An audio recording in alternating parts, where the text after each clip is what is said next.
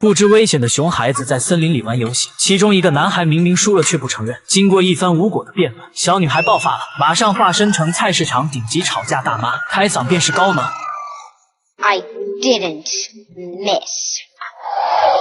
不想搭上小命的男孩起身就跑。其实克洛伊与哥哥布兰登是超级英雄的后代。千里外，谢尔顿发现女儿违反了规定，赶来做他们的思想工作。谢尔顿的座右铭就是奉献、慈悲和宽恕，所以自从孩子记事起，就被灌输了能力越大责任越大的价值观，维护宇宙和平绝不能杀生。可这一律条会不会引发年轻一代的质疑？未来他们是否会去遵守呢？因缺少父爱，克洛伊长大后非常叛逆，认为父亲定下的律条只不过是为了满足自己的虚荣心罢了。他并没有接替父辈的理念和责任，改去做了博人眼球的封面女郎，甚至陷入非法药物成瘾的生活，进一步加剧了他与父母之间的矛盾和冲突。其实他不明白，如果不是因为英雄后代的身份，他怎么可能过上现在的奢侈生活？就连他心仪的新男友接近他的原因，都是想通过他的关系走后门加入正义联盟会。尴尬的是，他们仅仅刚认识了1个晚上。Here's the thing.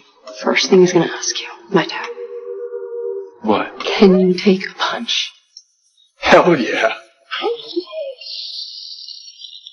好在谢尔顿的儿子比较听话，他的理想就是成为像父亲一样的英雄。每次有风吹草动，布兰登都是第一个赶去。不过这次却出了意外，大街上几个头戴猩猩面具的猩猩打劫运钞车，超强火力的压制下，本就孤立无援的警察很快被团灭。紧接着神秘女人出现，劫匪们保持警惕，而神秘女人迅速全副武装。虽然是以一敌多，可两伙人根本就不在一个级别，普通枪械又怎么可能是高科技的对手？但他也不是纯白的正义，只是想黑吃黑的另一方劫匪。此刻布兰登才赶到，看到稚嫩的婴二代劫匪，瞬间来了兴趣。面对他人的言语挑衅，布兰登没说开场白就要开干，却高估了自己，低估了敌人，结果被一招秒轰进了银行大厅。就在劫匪积攒能量要彻底终结他时，真正的英雄出场了。谢尔顿不仅用单手压制住对方，甚至只需一个动作就可以提前收工，转头指责儿子遇事不动脑筋，半点长进都没有。布兰登还想解释轻敌的原因，可父亲却没给他机会，甚至临走前还要他赔偿大厅的损失。其实不止年轻一代抵触谢尔顿定下的律条，